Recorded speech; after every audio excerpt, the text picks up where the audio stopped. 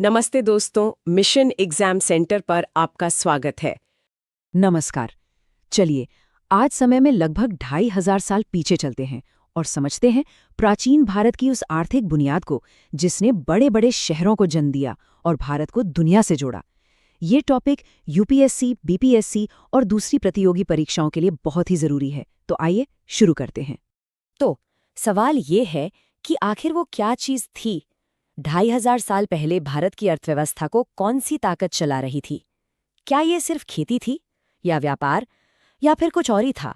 चलिए इन्हीं सवालों के जवाब ढूंढने के लिए थोड़ा गहराई में उतरते हैं। देखिए, हर बड़े शहर की कहानी के पीछे ना एक गांव होता है। और प्राचीन भारत में तो ये कहानी किसी ऊंची इमारत से नहीं बल्कि एक खुशहाल गांव से ही शुरू होती थी। यही गांव असल में पूरे उपमहाद्वीप की कृषि की रीढ़ थे, जो हर चीज को ताकत दे रहे थे। जरा सोचिए, अगर किसान सिर्फ उतना ही उगा पाएं जितना वो खुद खा सकते हैं, तो शहर तो कभी बस ही नहीं पाएंगे। तो वो जो एक्स्ट्रा अनाज था ना, जिसे हम अधिशेष कहते हैं, वही शहरीकरण की पहली सीढ़ी बना। और ये मुमकिन हुआ सिंचाई की नई तकनीकों से, जैसे कुएं और नहरें। इनसे खेती में एक क्रांति आ गई।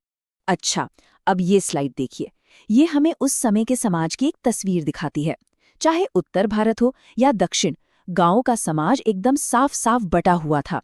एक तरफ थे ग्राम भोजक या वेल्ललार जैसे बड़े जमींदार, और दूसरी तरफ दास कर्मकार या कडेस्यार जैसे भूमिहीन मजदूर। और ये बंटवारा सिर्फ सामाजिक नहीं था, ये पूरी तरह से आर्थिक भी था। इसी से तय होता था कि ताकत और पैसा किसके हाथ में रहेगा। तो ठीक है, गांवों की नींव तो हमने देख ली। अब चलिए उन शहरों की तरफ जहां खूब हलचल थी। ये शहर सिर्फ रहने की जगह नहीं थी, बल्कि ये तो प्रोडक्शन और इनोवेशन के धधकते हुए केंद्र थे। तो सवाल उठता है कि भाई आखिर ये लोग बना क्या रहे थे? और यहाँ हमें उस दौर के कारीगरों का कमाल का हुनर देखने को मिलता है। एक तरफ थे ये उत्तरी काले पॉलिश वाले बर्तन, जिन्हें NBPW कहते हैं, एकदम फाइन शीशे जैसी चमक वाले। और दूसरी तरफ था कपड़ा उद्योग। उत्तर में वाराणसी और दक्षिण में मदुरै जैसे शहर तो वर्ल्ड फेमस कपड़े बनाने के हब थे। अब इतनी सारी आर्थिक गतिविधियां हो रही थी, तो उन्हें संभालने के लिए एक सिस्टम भी चाहिए था। और उन्होंने एक बहुत ही शानदार सिस्टम बनाया, श्रेणी। इसे आप आज के ज़माने के ट्रेड यूनियन या बिजनेस एसोसिएशन जैसा समझ सकते हैं। ये श्रेणियां कोई मामूली क्लब नहीं थी, ये पूरे प्रोडक्शन प्रोसेस को कंट्रोल करती थी। नई कारीगरों को ट्रेनिंग देना, सबके लिए एक साथ कच्चा माल खरीदना और फिर तैयार माल को बाजार तक पहुंचाना, सब यही संभालती थी। इससे क्वालिटी भी बनी रहती थी और काम भी स्थिर रहता था। और बात सिर्फ यहीं तक नहीं थी। जो व्यापारियों की श्रेणियां थीं, वो तो एक तरह से बैंक का काम भी करती थीं। सोचिए, लोग इनके पास अपना पैसा जमा करते थे और ये श्रेणियां उस पैसे को आगे इन्वेस्ट करती थीं ताकि मुनाफा कमाया जा सके। ये अपने समय की एक बहुत ही एडवांस्ड फाइनेंशियल सिस्टम था। तो जब इतना सारा उत्पादन और व्यापार हो रहा था, तो लेन देन के लिए एक बेहतर सिस्टम की जरूरत तो पड़नी ही थी। और इसी जरूरत ने एक मौद्रिक क्रांति को जन्म दिया। देखिए, जब व्यापार बढ़ता है तो बार्टर सिस्टम, यानी चीज के बदले चीज देना मुश्किल हो जाता है। इसी मुश्किल का हल बनकर आए भारत के पहले सिक्के, जिन्हें हम आहत सिक्के या पंच मार्क्ड कॉइन कहते हैं। और बाद में जब इंडो ग्रीक का असर बढ़ा, तो सिक्कों पर राजाओं की तस्वीरें भी छपने लगीं, जो एक और बहुत बड़ा बदलाव था। और ये देखिए, ये वही सिक्के हैं, भारत के शुरुआती सिक्के। इन्हें आहत सिक्के या पंचमार्क्ड कॉइन इसलिए कहते थे क्योंकि चांदी के टुकड़ों पर अलग अलग निशान सचमुच में ठोककर यानी पंच करके बनाए जाते थे। कोई नाम नहीं, कोई तारीख नहीं, सिर्फ आसान से प्रतीक जो हर कोई पहचान सके। इन सिक्कों की सबसे बड़ी खूबी थी इनकी सादगी। क्योंकि इन पर शब्द नहीं, सिर्फ निशान थे, इसलिए इन्हें दूर दूर तक अलग अलग भाषा बोलने वाले लोग भी आसानी से इस्तेमाल कर सकते थे। ये वाकई में एक ऐसी आर्थिक शक्ति थे जिसने पूरे उपमहाद्वीप को जोड़ा। और हाँ, प्रीलिम्स के लिहाज से ये बहुत ही महत्वपूर्ण टॉपिक है। अच्छा, तो देश के अंदर अर्थव्यवस्था कैसे चल रही थी, ये तो हमने समझ लिया। लेकिन प्राचीन भारत दुनिया से कटा हुआ नहीं था, वो ग्लोबल ट्रेड नेटवर्क का एक बहुत बड़ा खिलाड़ी था। तो चलिए अब कुछ पुरातात्विक सबूत देखते हैं जो बताते हैं कि भारत दुनिया से कितना जुड़ा हुआ था। तो हमारी पहली मंजिल है अरेकामेडु। ये दक्षिण पूर्वी तट पर एक ऐसा बंदरगाह था जो भूमध्य सागरीय दुनिया यानी मेडिटेरेनियन वर्ल्ड के लिए एक बड़ी खिड़की की तरह था। जब अरिकामेडु में खुदाई हुई तो वहां से जो चीजें मिलीं वो एक पूरी कहानी बयां करती हैं। वहां रोमन एम्फोरा मिले, यानी वो लंबे मटके जिनमें शराब या तेल आता था। इटली से आए एरिटाइन वेयर जैसे बर्तन मिले। इसका मतलब साफ है कि वहां विलासिता का सामान आता था। और साथ ही वहां मनके बनाने के सबूत भी मिले, जिससे पता चलता है कि भारत से भी सामान बाहर भेजा जा रहा था। ये एक टू वे ट्रेड था। और ऐसा सिर्फ पूर्वी तट पर नहीं हो रहा था। पश्चिमी तट पर बेरीगाजा, जिसे आज का भरूच कहते हैं, वो बंदरगाह भी व्यापार से गुलजार था। जरा इस लिस्ट को देखिए। एक तरफ वाइन, तांबा जैसी चीजें आ रही हैं और दूसरी तरफ हिमालय की जड़ी बूटियां, हाथी दांत और भारत का मशहूर सूती कपड़ा बाहर जा रहा है। ये एक बहुत बड़ा और डाइवर्स ग्लोबल ट्रेड नेटवर्क था। तो कुल मिलाकर तस्वीर क्या बनती है? इसे एक चेन रिएक्शन की तरह सोचिए। गांवों से मिला अतिरिक्त अनाज शहरों में शिल्प उत्पादन की वजह बना। इस उत्पादन को श्रेणियों ने मुनज़्ज़म किया। इस पूरे लेन देन को सिक्कों ने आसान बना दिया और आखिर में बंदरगाहों ने भारत के इस सामान को पूरी दुनिया तक पहुंचा दिया। ये अपने आप में एक जबरदस्त और आत्मनिर्भर आर्थिक मशीन थी। तो 2500 साल पुरानी इस अर्थव्यवस्था को देखकर आज हम क्या सीख सकते हैं?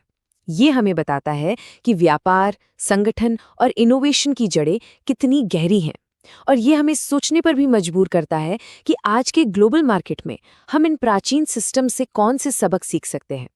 ये एक ऐसा सवाल है जिस पर सोचना तो बनता है। तो चलिए आज हम एक सफर पर चलते हैं, लगभग 2500 साल पीछे। आज हम उस कहानी को समझेंगे जिसने भारत का नक्शा हमेशा के लिए बदल दिया। कैसे?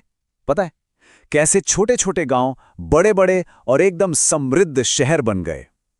ये उस नए भारत की कहानी है जिसकी जड़ें कहीं ना कहीं आज भी हमारे समाज में मौजूद हैं। तो हमारा सबसे पहला और सबसे बड़ा सवाल यही है, वो कौन सी एक छोटी सी चीज थी, एक मामूली सा दिखने वाला औजार जिसने ना सिर्फ खेती का तरीका बदला बल्कि बड़े बड़े साम्राज्यों की किस्मत ही लिख दी? और इसका जवाब है लोहा। जी हां, आयरन। लोहे की खोज कोई छोटी कोटी बात नहीं थी, ये एक क्रांति थी।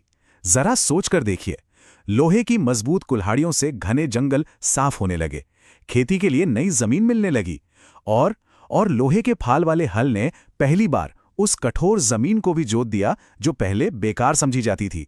बस इसी एक बदलाव ने सब कुछ बदल कर रख दिया। तो आज के इस सफर में हम 5 पड़ावों से गुजरेंगे। सबसे पहले देखेंगे कि कैसे नए औजारों ने गांव को खुशहाल बनाया। फिर जानेंगे कि इन गांवों में कौन लोग रहते थे। इसके बाद हम शहरों की कहानी सुनेंगे, उस दौर के व्यापार और सिक्कों को समझेंगे और आखिर में देखेंगे कि भारत उस समय बाकी दुनिया से कैसे जुड़ा हुआ था। चलिए तो शुरू करते हैं पहले पड़ाव से। देखिए, किसी भी महान सभ्यता की कहानी ना उसके गांव और खेतों से ही शुरू होती है। तो सवाल ये है कि ये गांव इतने समृद्ध हुए कैसे? ये पूरी तरक्की आप समझिए एक साइकिल की तरह थी। एक तरफ राजाओं ने सिंचाई के लिए नहरें, कुएं और तालाब बनवाए, तो दूसरी तरफ किसानों ने लोहे के नए औजारों का इस्तेमाल करके इतनी फसलें उगाईं कि सारे रिकॉर्ड टूट गए। अब जब फसल जरूरत से ज्यादा होने लगी तो राजाओं का खजाना भी टैक्स से भरने लगा और फिर उसी पैसे से बनी बड़ी बड़ी सेनाएं और बसाए गए नए नए शहर। देख रहे हैं कैसे हर चीज एक दूसरे से जुड़ी हुई थी। ठीक है, गांव तो समृद्ध हो रहे थे, पर इन गांवों में आखिर रहता कौन था? मतलब उस समय का समाज दिखता कैसा था? आइए अब इस पर एक नजर डालते हैं। उस समय का समाज एक पिरामिड की तरह था। सबसे ऊपर थे विल्ललार या फिर ग्राम भोजक। ये गांव के सबसे बड़े जमींदार और मुखिया होते थे। इनका पद भी खानदानी होता था, मतलब पीढ़ी दर पीढ़ी चलता था। ये इतने पावरफुल थे कि राजा के लिए टैक्स वसूलने से लेकर जज और पुलिस तक का काम सब यही करते थे। अच्छा, इनके बाद आते थे गृहपति या उज्वर। ये वो स्वतंत्र किसान थे जिनके पास अपनी छोटी मोटी जमीन होती थी। ये लोग अपनी जमीन पर खुद मेहनत करते थे और सही मायनों में कहें तो कृषि समाज की रीढ़ की हड्डी यही थे। और इस पिरामिड में सबसे नीचे थे दास कर्मकार या कड़ैशियर और अदिमाई। ये वो लोग थे जिनके पास अपनी जमीन नहीं होती थी। ये दूसरों के खेतों पर मजदूरी करके या दास बनकर अपना गुजारा करते थे। तो गांवों की इसी समृद्धि ने शहरों के बसने के लिए एक मजबूत जमीन तैयार की। अब हमारा सफर गांव की पगडंडियों से निकलकर इन नए हलचल भरे शहरी केंद्रों की ओर बढ़ रहा है। ये जो आप देख रहे हैं ना, ये दिल्ली में खुदाई के दौरान मिले वलय कूप यानी कि रिंग वेल हैं। ये उस जमाने की इंजीनियरिंग का एक बेहतरीन नमूना है। मिट्टी के पके हुए छल्लों को एक के ऊपर एक रखकर ये ढांचे बनाए जाते थे जो नालियों और कूड़ेदानों का काम करते थे। मतलब ये पक्का सबूत है कि आज से 2500 साल पहले भी हमारे शहरों में सैनिटेशन की प्लानिंग होती थी। अब मथुरा शहर का उदाहरण देखिए। ये शहर सिर्फ एक शहर नहीं था, बल्कि एक मल्टी फंक्शनल हब था। एक तो ये व्यापार के बहुत ही अहम रास्ते पर था, ये कुषाणों की दूसरी राजधानी भी बना। साथ ही ये बौद्ध, जैन और कृष्ण भक्तों के लिए एक बड़ा धार्मिक केंद्र था। और तो और यहाँ मूर्तिकला का भी खूब विकास हुआ। एक ही शहर और कितनी सारी भूमिकाएं। लेकिन ये शहर चलते कैसे थे? इनकी अर्थव्यवस्था का इंजन क्या था? तो इन शहरों की जान बसती थी यहाँ के शिल्प, व्यापार और सिक्कों में। आइए अब इस इकोनॉमी को जरा करीब से समझते हैं। ये देखिए, ये खास मिट्टी के बर्तन हैं जिन्हें उत्तरी कृष्ण मार्जित पात्र या नॉर्दर्न ब्लैक पॉलिश्ड वेयर कहा जाता है। अपनी शीशे जैसी चमक के लिए ये बहुत मशहूर थे। इन्हें बनाना कोई आसान काम नहीं था। ये उस दौर के कारीगरों की बेजोड़ कला का सबूत हैं। और ये जो कारीगरी थी ना, ये बहुत ही संगठित तरीके से होती थी। शिल्पकारों और व्यापारियों के अपने संघ होते थे जिन्हें श्रेणी कहते थे। ये श्रेणियां कच्चा माल खरीदने से लेकर ट्रेनिंग देने और तैयार माल बेचने तक सब कुछ मैनेज करती थीं। और सबसे दिलचस्प बात, ये बैंकों की तरह भी काम करती थीं, जहां लोग अपना पैसा जमा कर सकते थे। पर व्यापार में जो असली क्रांति आई, वो आई सिक्कों के साथ। ये हैं भारत के सबसे पुराने सिक्के, जिन्हें आहत सिक्के या पंचमार्क कॉइन कहते हैं। इन पर अलग अलग निशान ठोक कर यानी आहत करके बनाए जाते थे। जरा सोचिए, सिक्कों के आने से पहले सामान के बदले सामान लेना देना कितना मुश्किल होता होगा। सिक्कों ने इस बार्टर सिस्टम को खत्म किया और व्यापार को मानो रॉकेट की स्पीड दे दी। जातक कथाओं में एक गरीब युवक की बड़ी ही दिलचस्प कहानी है। वो सिर्फ एक मरे हुए चूहे से अपना काम शुरू करता है और अपनी सूझबूझ से बिजनेस करते करते हजारों सिक्के कमा लेता है। ये कहानी हमें बताती है कि उस दौर में व्यापार की समझ और मौका पहचानना सिर्फ बड़े व्यापारियों तक ही सीमित नहीं था। अच्छा, भारत का ये जो विकास था ना, ये सिर्फ यहीं तक सीमित नहीं था। ये शहर और व्यापारिक नेटवर्क एक बहुत बड़ी ग्लोबल दुनिया का हिस्सा थे। चलिए देखते हैं कि भारत उस समय दुनिया से, खासकर पावरफुल रोमन साम्राज्य से कैसे जुड़ा हुआ था। ये टाइमलाइन पूरी कहानी को एक नज़र में दिखाती है। देखिए, करीब 3000 साल पहले लोहे का इस्तेमाल शुरू हुआ, फिर 2500 साल पहले शहर बसे और सिक्के आए। इसी दौरान दक्षिण में संगम साहित्य लिखा जा रहा था और फिर रोमन साम्राज्य के साथ व्यापार अपने चरम पर पहुंच गया। क्या कमाल की यात्रा थी ये। एक तरफ है भारत का आहत सिक्का और दूसरी तरफ है रोम का विशाल जल सेतु। ये सिर्फ दो तस्वीरें नहीं हैं, ये उस दौर की दो महान शक्तियों के प्रतीक हैं जो हजारों मील दूर होते हुए भी व्यापार के मजबूत धागे से जुड़े हुए थे। अरिकामेडु और भरूच जैसे भारतीय बंदरगाह समझिए उस समय के इंटरनेशनल एयरपोर्ट्स की तरह थे। जहाज़ों का तांता लगा रहता था। भारत से काली मिर्च, मसाले, कीमती कपड़े ये सब रोम जाते थे और बदले में वहां से खास तरह की शराब, एम्फोरा और मिट्टी के बर्तन भारत आते थे।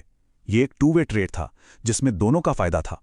तो हमने देखा कि कैसे लोहे जैसी एक टेक्नोलॉजी ने पूरे समाज को बदल के रख दिया। गांव शहर बन गए और भारत दुनिया के मंच पर एक ग्लोबल प्लेयर बन गया। अब सवाल ये उठता है कि हजारों साल पुरानी इस कहानी से आज के स्मार्ट सिटी और ग्लोबल इकोनॉमी के दौर में हम क्या सबक सीख सकते हैं। इस पर सोचिएगा जरूर।